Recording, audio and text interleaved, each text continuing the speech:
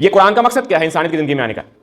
جس طرح ڈاکٹر صاحب نے کہا کہ اصل میں یہی ہے وہ کتاب جو اللہ تعالیٰ انسان کو بتانا چاہتا ہے تمام چیزوں کی کنجی، چابی. تو بجائے ہم ارد گرد کی چابیوں کو پکڑنے کے اس چابی کو لے لیں، ہر تالا اس سے کھل جائے گا، آپ کو کسی اور چابی کی ضرورت نہیں. لیکن آپ بظاہر دیکھتے ہیں کہ دین پر چلنے والا انسان معاشرے میں ٹھوکروں کا شکار ہے، معاشرے میں لاچار ہے، معاشرے میں کوئی کام کرنے کے لیے اس کے ساتھ تعاون نہیں کیا جا رہا. 2018 کی بات ہے جب میں دین کے اللہ تعالیٰ نے مجھے ہدایت دی، سمجھ دی، اس کے بعد میں نے دین کا مطالعہ شروع کیا. اس سے پہلے مجھے نہیں پتا تھا کہ قرآن کی آیت کیا ہوتی ہے، حدیث کیا ہوتی ہے. جو اہم اور ضروری بات ہے وہ یہی ہے کہ آپ کا اس کتاب پر اور اللہ تعالیٰ پر کتنا یقین اور بھروسہ ہے. یہ بہت اہم بات ہے. جتنا اللہ پر یقین ہوگا، جتنا اس پر بھروسہ ہوگا، اتنا ہی آپ اس فیلڈ میں کامیاب ہوں گے.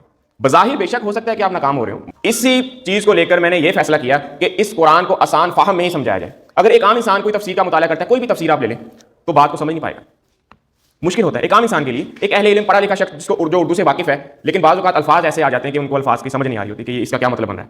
ایک عام جو شخص ہے اس کے لیے قرآن کو کس طرح بیان کیا جائے کہ اس کو سمجھ آ جائے اس کے فہم کا. لیکن ہم جتنی بھی کوشش کر لیں، 100% کوشش بھی کر لیں، اس قرآن کا جو اصل فہم ہے جس میں اللہ تعالیٰ نے اسے نازل فرمایا، وہ ہم ابھی بھی بیان نہیں کر سکتے. اس کا جو اصل فہم ہے اس کتاب کا، کیونکہ ہم یہ سمجھتے ہیں کہ ہمارے اندر وہ صلاحیت ہی نہیں ہے کہ ہم اس کو اصل فہم بیان کر سکیں. کئی 100 تفاسیر لکھی جا چکی ہیں اس 1446 سال کی تاریخ کے اندر، اور ہر تفسیر میں آپ کو نئی بات ملے گی. قرآن ایک ہی ہے 1446 سال سے، ایک ہی قرآن ہے، لیکن اس قرآن پر سینکڑوں تفاسیر لکھی جا چکی ہیں، اور ہر آیت کی تفسیر میں آپ کو مختلف بات ملے گی، حالانکہ آیت ایک ہی ہے. جس طرح ڈاکٹر صاحب ہر مہینے ان کی ایک میگزین نکلتی ہے، آپ میں سے شاید ہی کوئی پڑھتا ہو، لیکن اگر آپ اس میگزین کو پڑھیں، میں باقاعدہ اس کو PDF میں نکلوا کے، اور اس کے لاسٹ پر سوال و جواب سیشن بھی ہوتا ہے جو مبشر نذیر صاحب نے اس کے جوابات دیے ہوتے ہیں، بہت جامع اور مدلل، اور طریقہ ایسا کہ آپ کو جواب پڑھنے کے بعد کوئی سوال ہی نہیں پیدا ہوتا ذہن میں کہ اب میں کون سا سوال اٹھاؤں. تو یہ ہے حکمت کہ آپ ایسا جواب دیں کہ اس میں سے دوبارہ کوئی سوال ہی نہ پیدا ہو. وہ الگ بات ہے کہ ایک شخص کسی ہٹ درمی پر اترا ہے، 40-50 سال کی زندگی، حد سے حد 60 سال کی، اب تو ہماری ایوریج بھی 62 ایئرس اناؤنس ہو گئی ہے کہ جو ہماری ایوریج ہے وہ عمر 62 سال ہے. تو یہ 60 سال جو ہیں اگر آپ اللہ کی مرضی سے گزار لیں تو اربوں خربوں سال کی زندگی اللہ آپ کو آپ کی مرضی کے دینے کے لیے تیار ہے. الحمدللہ والصلاۃ والسلام علی رسول اللہ وعلی آلہ واصحابہ اجمعین، اما بعد، اعوذ باللہ من الشیطان الرجیم، بسم اللہ الرحمن الرحیم. رب اشرح لی صدری ویسر لی امری واحلل عقدۃ من لسانی یفقہوا قولی. اللہم صلی علی محمد وعلی آل محمد. رضیت باللہ ربا وبالاسلام دینا وبمحمد نبیا. اللہم اجرنا من النار یا مقلب القلوب ثبت قلبی علی دینک، آمین یا رب العالمین. آج جو مجھے یہاں پر ٹاپک بیان کرنے کے لیے دیا گیا ہے وہ ہے سورۃ الاعلیٰ، سورہ نمبر 87 اور اس کی آیت نمبر غالباً 13 یا 14 آیت. تو اللہ تعالیٰ فرماتے ہیں اعوذ باللہ من الشیطان الرجیم، بسم اللہ الرحمن الرحیم. قد افلح من تزکیٰ، کہ فلاح پا گیا وہ شخص، کامیاب ہو گیا وہ شخص جس نے پاکیزگی اختیار کی. کامیابی دنیا کی بھی سمجھ لیں آپ، آخرت کی تو کنفرم ہے. اور احادیث اور قرآن کا مطالعہ کرنے کے بعد یہ بات من و عن ہمیں پتہ چلتی ہے، بلکہ ہم آبزرو کر لیتے ہیں اس بات کو کہ دنیا اور آخرت دونوں کی کامیابیاں اس دائرہ میں آتی. لیکن آپ بظاہر دیکھتے ہیں کہ دین پر چلنے والا انسان معاشرے میں ٹھوکروں کا شکار ہے، معاشرے میں لاچار ہے، معاشرے میں کوئی کام کرنے کے لیے اس کے ساتھ تعاون نہیں کیا جا رہا. اسی فیلڈ کے اندر بہت سے لوگ ایسے ہیں جو اس فیلڈ میں کامیاب ہیں، یعنی وہ دین کا کام کر رہے ہیں بڑے پیشن کے ساتھ، بڑی غور و فکر کے ساتھ، اور بہت ذمہ داری کے ساتھ. تو جب بھی آپ دین کے راستے میں نکلتے ہیں تو اللہ تعالیٰ قرآن میں فرماتے ہیں والذین جاہدوا فینا، کہ جو لوگ ہمارے راستے میں کوشش کریں گے لنہدینہم سبلنا، ہم ان لوگوں کے لیے اپنے راستے کھول دیں گے، آسان کر دیں گے. 2018 کی بات ہے جب میں دین کی اللہ تعالیٰ نے مجھے ہدایت دی، سمجھ دی، اس کے بعد میں نے دین کا مطالعہ شروع کیا۔ اس سے پہلے مجھے نہیں پتہ تھا کہ قرآن کی آیت کیا ہوتی ہے، حدیث کیا ہوتی ہے، ان باتوں کا بھی پتہ نہیں تھا، آج سے 6 سال پہلے کی بات۔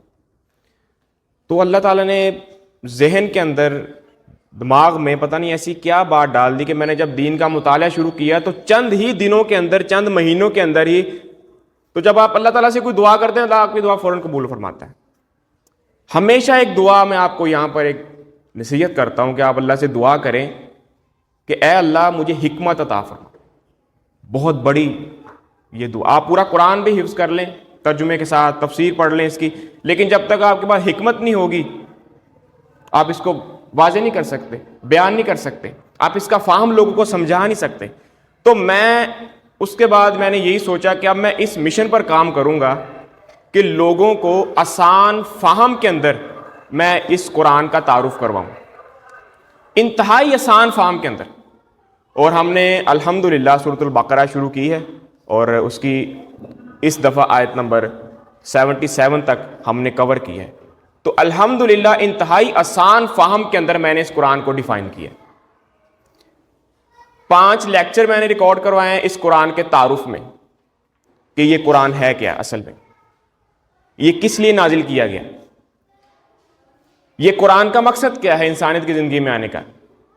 جس طرح ڈاکٹر صاحب نے کہا کہ اصل میں یہی ہے وہ کتاب جو اللہ تعالیٰ انسان کو بتانا چاہتا ہے تمام چیزوں کی کنجی، چابی۔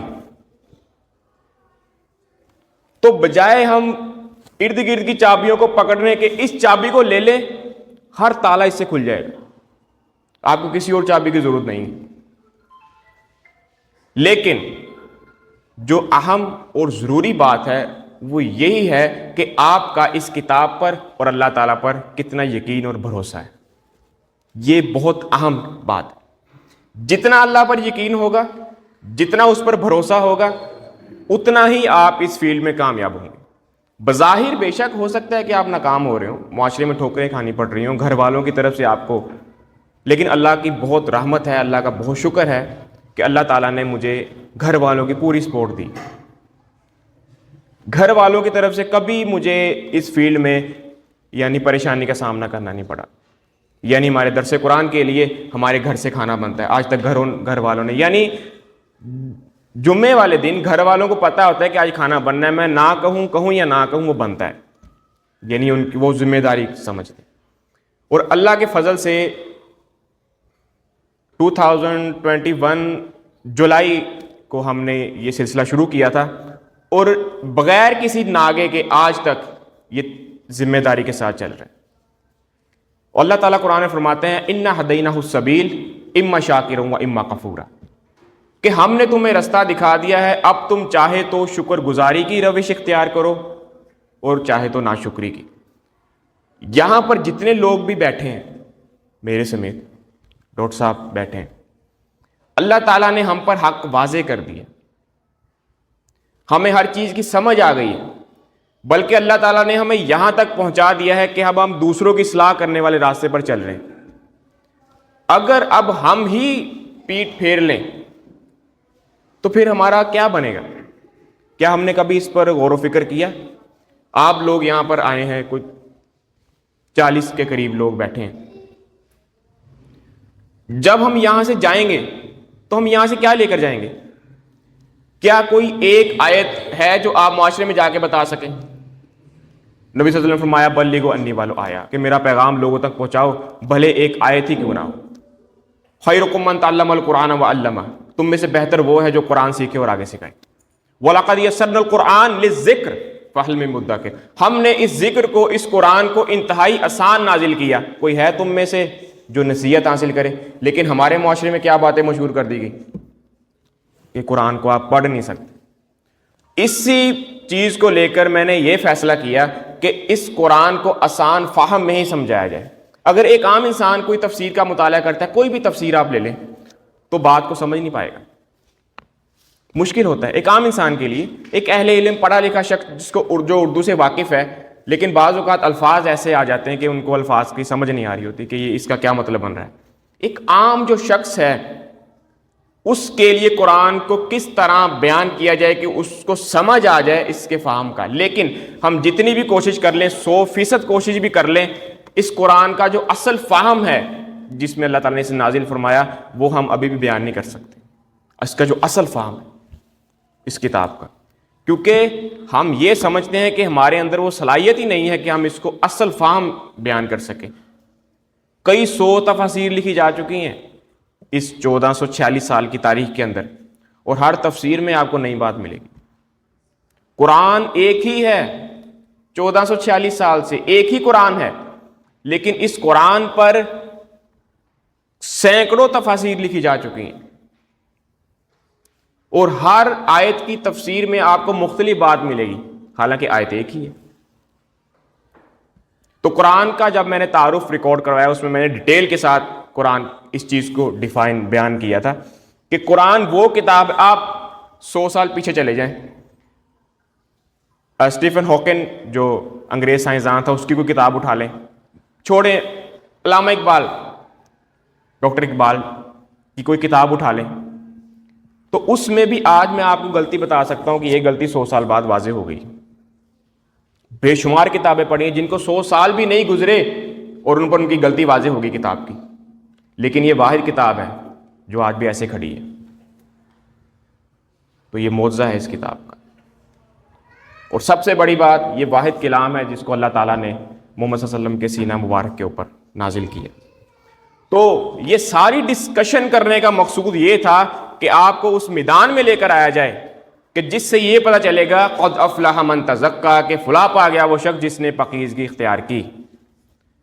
تو اس کے آپ تفسیر کو پڑھیں گے تو مختلف معنی، بعض نے لکھا ہے کہ پاکیزگی سے مراد یہ ہے کہ شرک سے بچا جائے، کفر سے بچا جائے، اخلاق رذائلہ سے بچا جائے، برے اخلاق سے بچا جائے. تو یہ مختلف چیزیں آپ کو تفاسیر کے اندر مل جائیں گی. لیکن اگر آپ کفر دیکھیں تو بعض اوقات شاید ہم کوئی کفر کر رہے ہوں لیکن ہمیں اس کا پتہ نہیں، بعض اوقات ہم شرک کرتے ہوں لیکن ہمیں پتہ نہیں.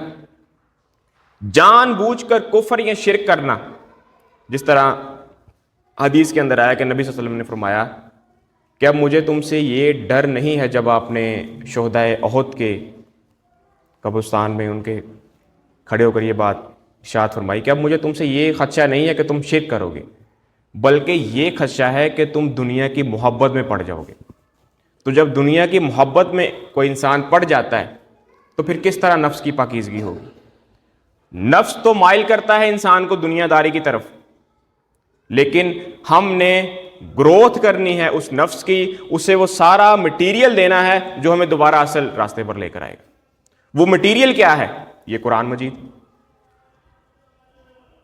احادیث، تفاسیر، یا کوئی میگزین. جس طرح ڈاکٹر صاحب ہر مہینے ان کی ایک میگزین نکلتی ہے، آپ میں سے شاید ہی کوئی پڑھتا ہو، لیکن اگر آپ اس میگزین کو پڑھیں، میں باقاعدہ اس کو PDF میں نکلوا کے، اور اس کے لاسٹ پر سوال و جواب سیشن بھی ہوتا ہے جو مبشر نذیر صاحب نے اس کے جوابات دیے ہوتے ہیں، بہت جامع اور مدلل، اور طریقہ ایسا کہ آپ کو جواب پڑھنے کے بعد کوئی سوال ہی نہیں پیدا ہوتا ذہن میں کہ اب میں کون سا سوال اٹھاؤں.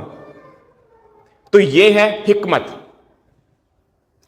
کہ آپ ایسا جواب دیں کہ اس میں سے دوبارہ کوئی سوال ہی نہ پیدا ہو. وہ الگ بات ہے کہ ایک شخص کسی ہٹ درمی پر اتر آیا ہے تو اب وہ سوال پر سوال کر رہا ہے، سوال پر سوال کر رہا ہے، لیکن اصل اگر آپ سیکھنا چاہتے ہیں تو اسی سے آپ سیکھ سکتے ہیں کہ ایک سوال کا جواب. اور اصل یہ تھا کہ وہ میگزین آپ ضرور پڑھا کریں، ان کے اندر بہت کچھ سیکھنے کو ملتا ہے، یعنی تعمیر شخصیت ہوتی ہے. بہت سے لوگ ہیں آپ دیکھیں کہ ہم پیسہ کماتے ہیں، کوئی مکان بنا رہا ہے، کوئی چیز سواری خرید رہا ہے، کوئی عیاشیوں پر اڑا رہا ہے، کوئی پارٹیز پر اڑا رہا ہے، کوئی فلاں کام پر، کوئی فلاں کام پر. تو پیسہ انویسٹ کرنے کا سب سے جو اہم پوائنٹ ہے وہ ہے آپ کی شخصیت، اور بظاہر نہیں، اندر کی روح کو وہ تعلیم دینا اس پیسے کے ذریعے سے کہ آپ کی تعمیر شخصیت ہو. تو پھر ہی ممکن ہے قد افلح من تزکا، کہ فلاح پا جائے وہ شخص جس نے پاکیزگی اختیار کی. لیکن اگر آپ دنیا میں لگے رہے، وہ پیسہ آپ نے دنیا پر انویسٹ کر دیا تو یہ سارا کچھ یہیں رہ جانے والا ہے. اصل جو چیز جائے گی وہ آپ کا جو روح ہے, جو آپ نے اسے غذا دی ہوگی, وہ آپ کے ساتھ جائے گی, اس کے علاوہ کوئی چیز نہیں. تو ہمیشہ یہی کوشش کریں کہ بجائے ادھر ادھر پیسے انویسٹ کرنے کے آپ کتابیں خریدیں. اگر آپ کے پاس کتابیں خریدنے کے بھی پیسے نہیں ہیں تو آپ ایک اچھا سا موبائل فون خرید لیں, اس کے اندر بے شمار کتابیں آ جائیں گی. لیکن اگر آپ کے پاس موبائل فون خریدنے کے بھی پیسے نہیں ہیں تو پھر آپ ان لوگوں کے ساتھ اٹیچ ہو جائیں جن کے پاس کتابیں ہیں, ان سے آپ ادھار لے کر پڑھ سکتے ہیں, انہیں واپس کر کے اگلی کتاب لے لی. تو یہ جو پڑھنے کا ایک لطف ہے یہ انسان کو بھی اللہ تعالیٰ کی طرف سے ہی ملتا ہے.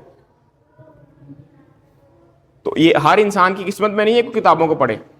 بعض اوقات ہماری قسمت میں دعا مانگنا نہیں ہوتا, ہم کئی مہینے گزر جاتے ہیں, ہم سوچتے ہیں کہ یار اللہ تعالیٰ سے دعا ہی نہیں کیوں مانگی. نماز پڑھتے ہیں چلے جاتے ہیں, نماز پڑھتے ہیں چلے جاتے ہیں, دعا ہی نہیں مانگتے. تو جو بھی کام اللہ تعالیٰ آپ سے کروا رہے ہوتے ہیں وہ اللہ تعالیٰ کی توفیق سے ہی ہوتا ہے. اور ایک دعا ہمیشہ آپ بھی کیا کریں, میں بھی کرتا ہوں, اللہ تعالیٰ سے کہا کریں کہ اے اللہ مجھے قوت عطا فرما, توفیق دے کہ میں تیرے حکموں کو پورا کروں. تو اسی جو مجھے موضوع دیا گیا تھا اسی کانٹیکس میں سورہ مومنون کی بھی ایک پہلی آیت ہی ہے, قد افلح المومنون, کے فلاح پا گئے ایمان والے.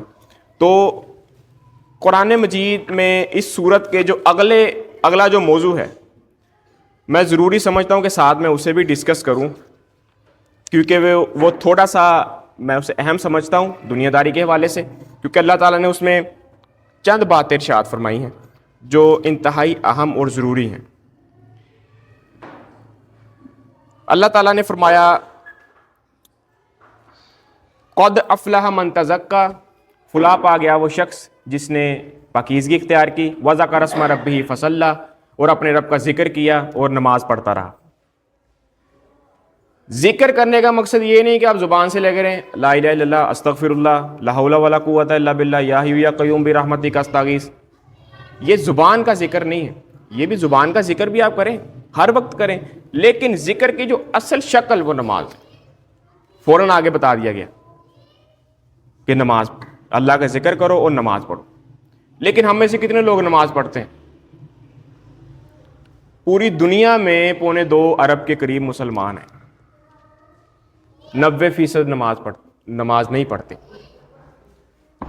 صرف 2.25 ارب لوگوں میں سے 10% لوگ ہیں جو نماز پڑھتے ہیں. ان میں سے بھی 2% ایسے ہیں جو نماز کو قائم کیے ہوئے ہیں.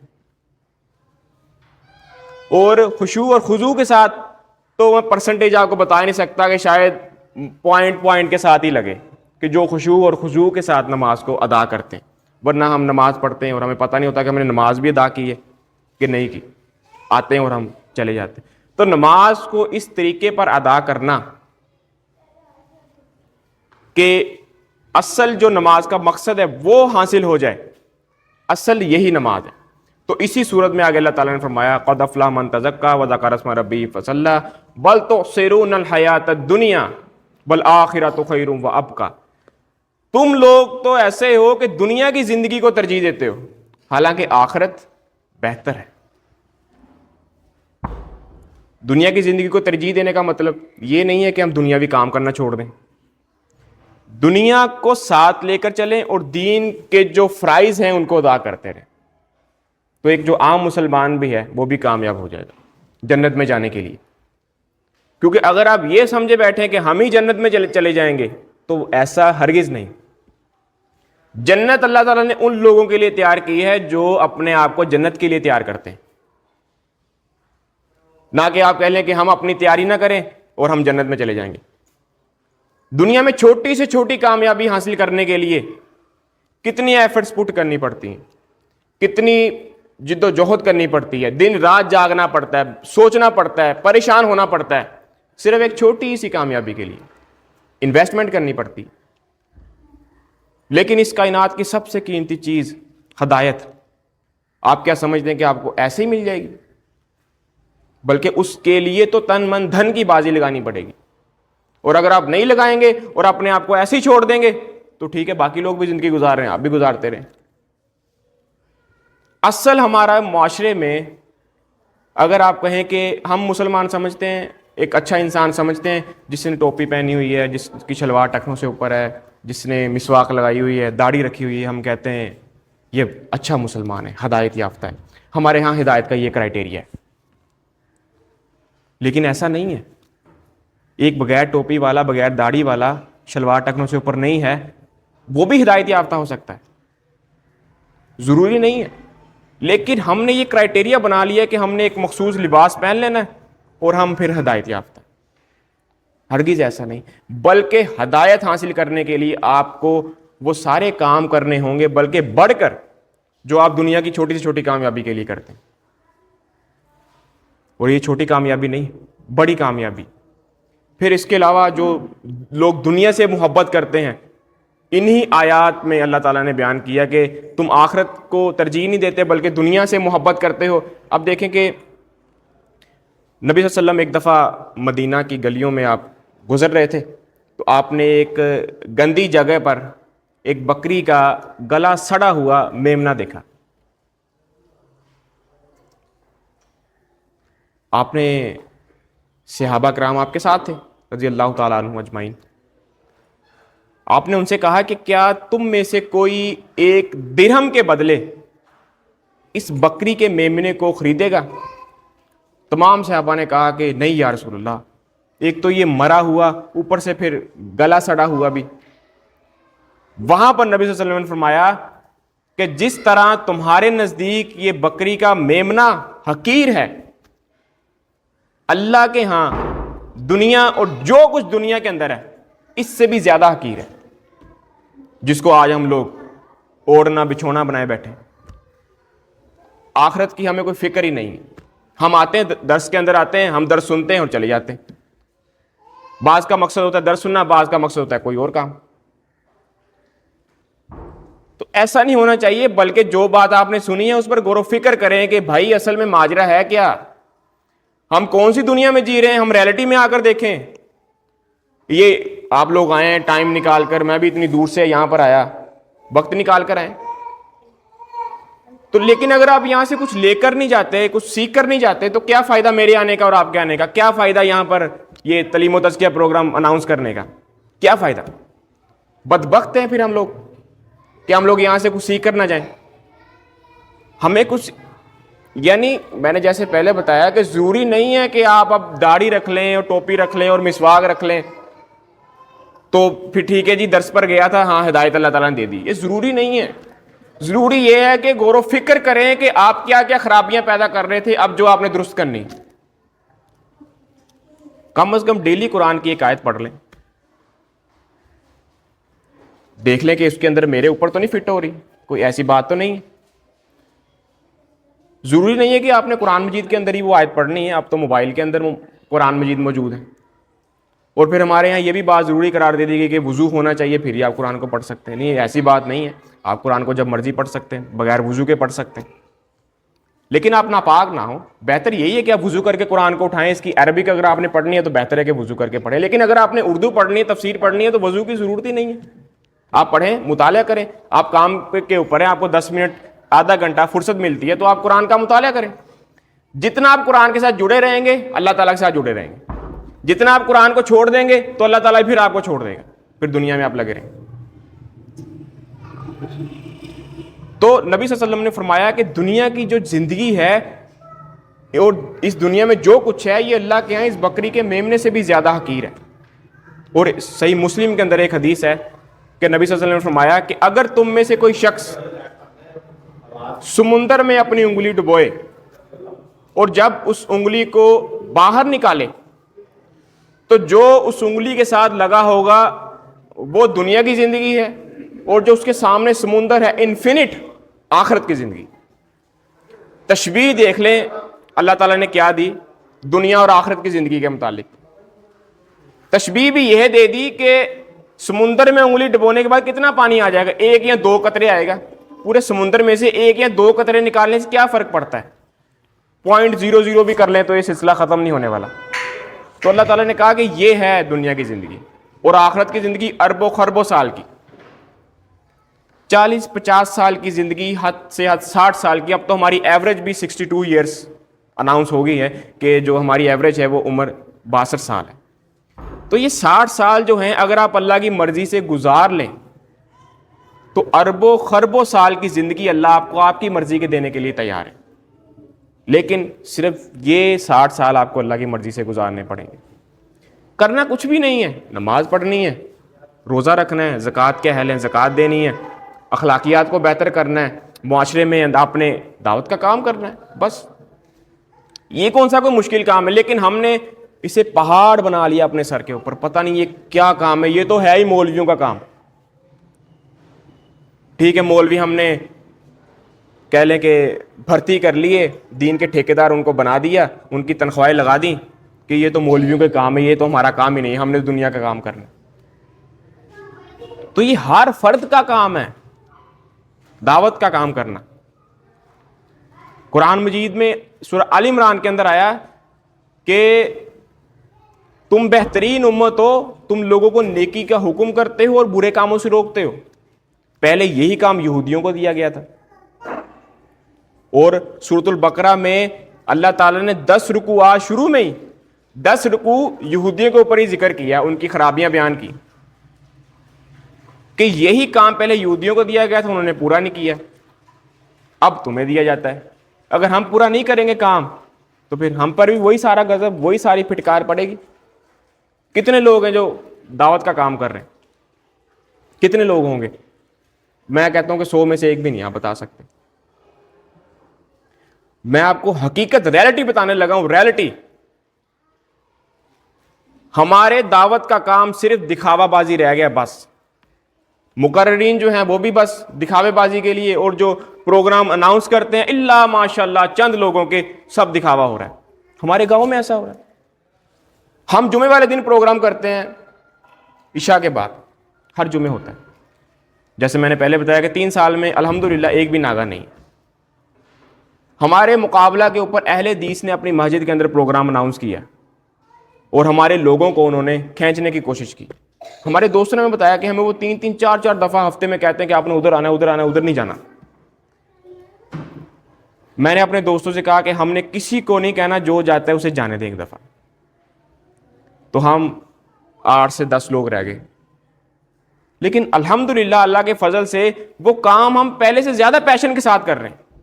اس میں ذرا بھی ہم نے تغیر و تبدل نہیں کیا، اس میں ذرا بھی کمی نہیں آئی.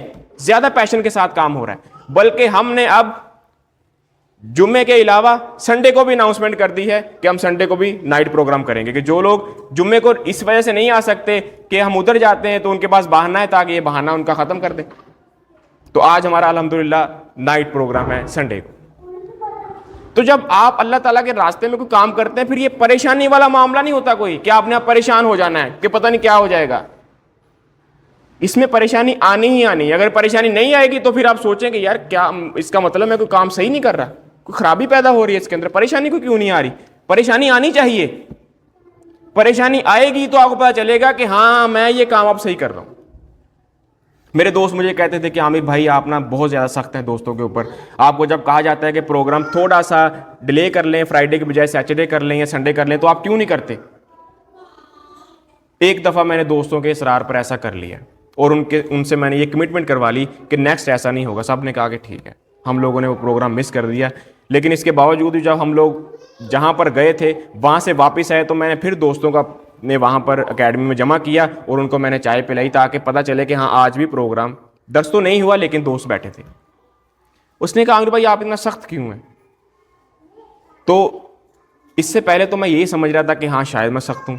لیکن رات جب میں ڈاکٹر ذاکر نائک کے پروگرام میں گیا تو اس نے جو ادعو الی فی سبیل ربی کا بالحکمہ کی جو ڈیفینیشن کی تو مجھے یہی لگا کہ میں سخت ہوں، میں صحیح ہوں، کیونکہ میں اس پروگرام کے ساتھ، اس دعوتی کام کے ساتھ مخلص ہوں. بے شک میں سخت ہوں. جب بھی کوئی یہ کہے گا کہ اس کو آگے پیچھے کرو، اس کو ڈیلے کر دو، فلاں کام کرنا ہے، تو اس معاملے میں نے سخت ہی رہنا ہے. نہیں، یہ ڈیلے نہیں ہو سکتا. پورا ہفتہ اللہ تعالیٰ نے مجھے دیا ہے، 24 گھنٹے دن رات میرے پاس ہیں، میں کام بھی کرتا ہوں، ہر چیز کرتا ہوں. اگر میں یہ کہوں کہ ہفتے میں 2-3 گھنٹے اللہ تعالیٰ کو نہیں دے سکتا، میرے پاس وقت ہی نہیں ہے، تو مجھ سے زیادہ بدبخت انسان ہے کون؟ کوئی نہیں۔ تو یہ ہماری بدبختی ہے کہ اللہ تعالیٰ ہمیں اتنا ٹائم دے رہے ہیں، اس کے باوجود بھی ہم کیا کر رہے ہیں؟ یہودیوں سے اللہ تعالیٰ نے یعنی ہفتے کا دن انہوں نے مقرر کیا کہ ہفتے کو ہم اللہ کی عبادت کریں گے، چند دن انہوں نے دیکھا اللہ کی عبادت کرتے رہے، لیکن اب آپ کو پتہ ہے وہ مچھلیاں پکڑتے تھے، سارے بنی اسرائیل نہیں تھے، صرف ایک وہ گروہ تھا خاص۔ اب جب انہوں نے دیکھا کہ ہفتے والے دن تو مچھلیاں ایسے سمندر سے باہر آتی ہیں اور عام دنوں میں اتنی مچھلیاں نہیں ہوتی، تو انہوں نے پھر کیا کیا، ان سے برداشت نہیں ہوا، انہوں نے سمندر کے جو دریا تھا اس کے ارد گرد ایسے انہوں نے قطغنیں لگا دی کہ مچھلیاں وہاں پر پھنس جاتی تھیں اور دوبارہ وہ اتوار والے دن جا کے پکڑ لیتے تھے۔ تو اللہ تعالیٰ نے پھر میں آپ کو آیت وہ پڑھ کر سناتا ہوں۔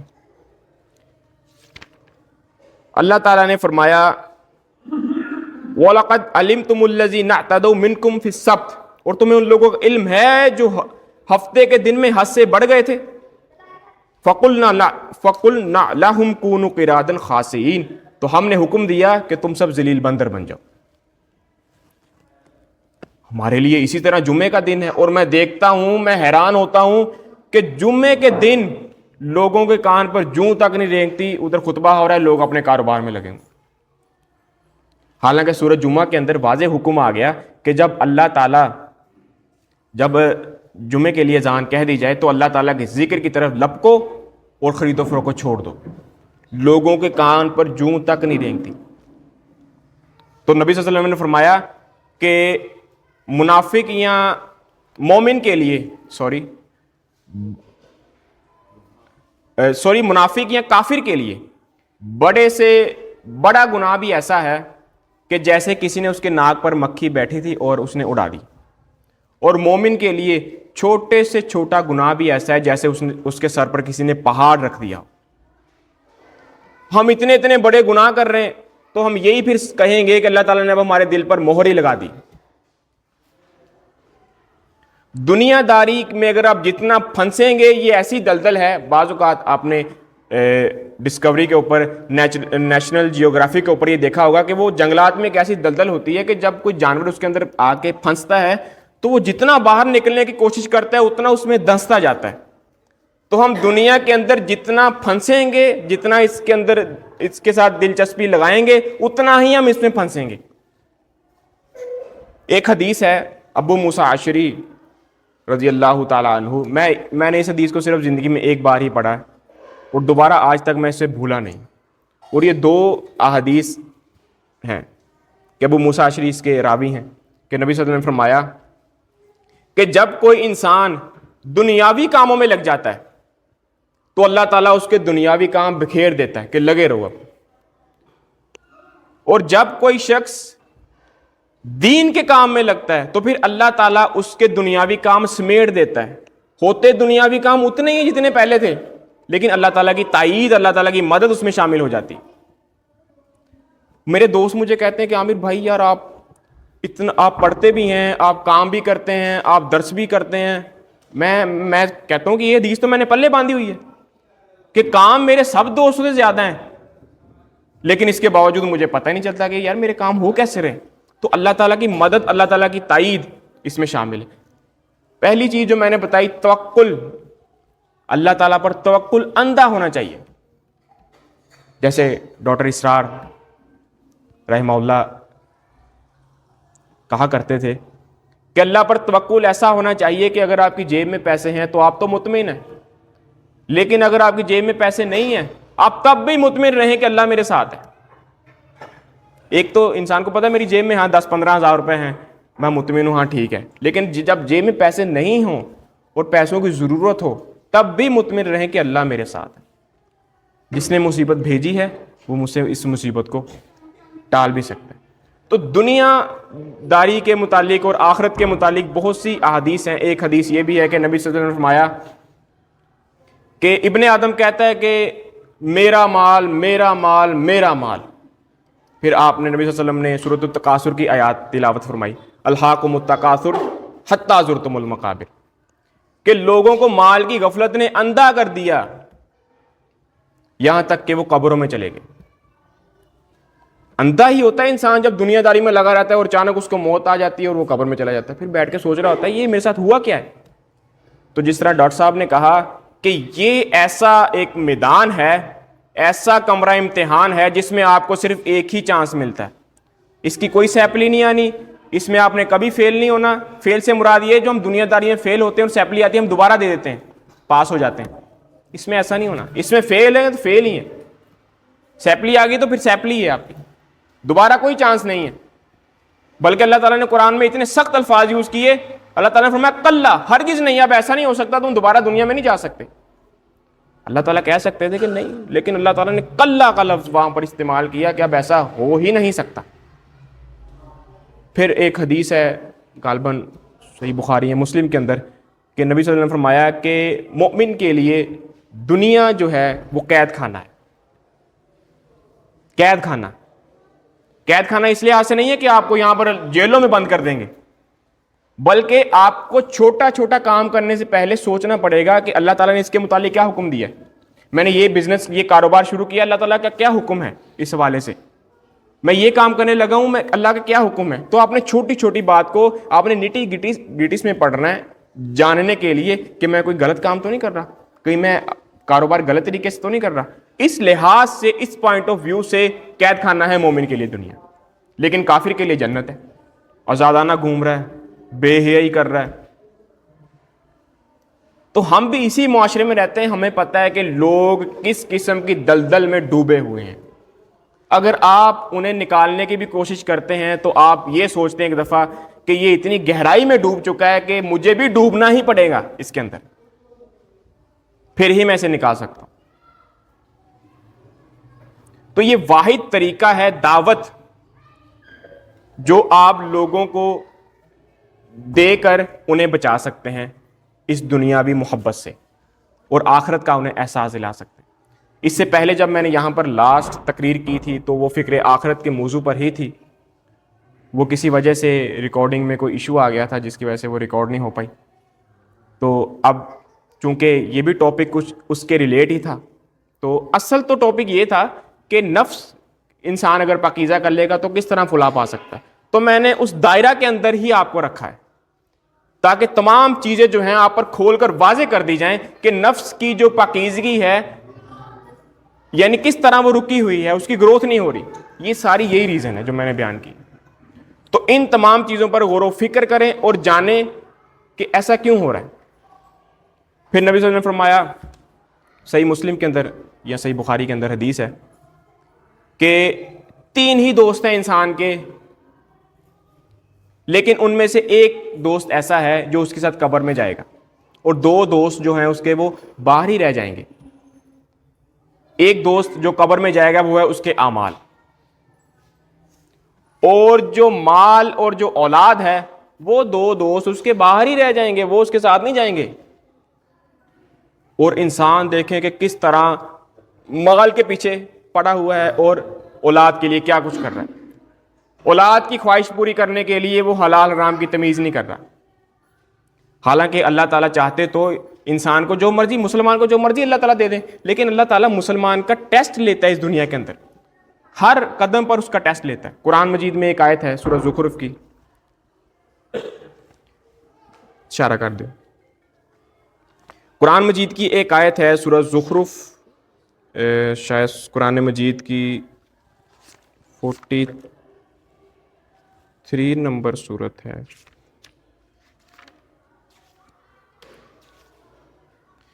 سورہ زخرف قرآن مجید کی 43 نمبر سورت ہے، اس کی آیت نمبر ہے 33 سے 35 تک. اللہ تعالیٰ فرماتے ہیں وَلَوْلَا أَن يَكُونَ النَّاسُ أُمَّةٌ وَاحِدَةٌ،